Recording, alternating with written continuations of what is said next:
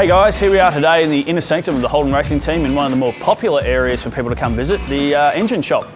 It's a very sophisticated area and it's basically where we do all of our testing, research and quality control of our engines.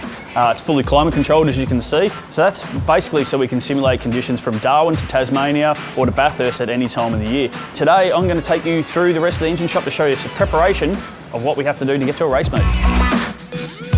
So we've seen the mechanical side of the engine dyno, now here's the electronic side, the controller. As you can see over here, we have 3 screens and a lot of switches and knobs to play with. A lot of it is automated. Now we run a Dynalog dyno, which is built here in Australia, and run the Control Motec software, which every supercar team has to use to tune and run their engines. When we get a fresh engine, we put on the dyno and basically bed in the components, which takes about 45 to 50 minutes. Here we are in the engine shop of the Holden Racing team, where we convert bare blocks like this into fully built race engines like this. Every time we build an engine from this stage to this stage, you get a fresh set of NGK spark plugs. We've found great performance out of them over previous generations and work very closely with them to evolve their product.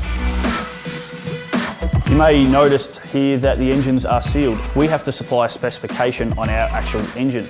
Every team has to do that, and then it ends up in this big document called an engine specification document. In here are measurements and weights for every component that's inside this engine. Now, if we have a good race where we win, or a Bathurst or a championship like that, the V8 Supercar officials can take this engine, put it on their own dyno, test the output of it, make sure that we haven't somehow found an extra 20 horsepower, and also they can pull it apart at their own discretion to measure any component they want. Before we can actually pull it apart for its general servicing and rebuilding, we have to ask permission, written permission from the V8 Supercar officials so we can do that.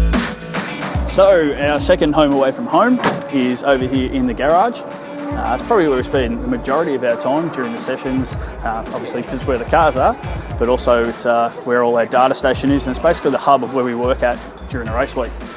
Primarily this is where I sit and work. We have essentially 3 screens, one for track feed, one for each car's data telemetry, and then down here I've got my laptop which I can do all the tuning. So now the engine's running, we let it warm up, just checking a few parameters, obviously make sure it's got oil pressure, which is like your blood pressure, that's the most vital thing for an engine. We'll just let that roll over until we get to about 55 degrees engine temperature. Also, we've got everything laid out quite simply. It's a bit of a system we have going that basically if everything's okay, it's green. If something's wrong, it will go red, or if something's cold, it goes blue. So you can see here the oil temperature's still quite cold, so that's in blue. It's actually where we are, where we're going to start loading up. So we increase the revs.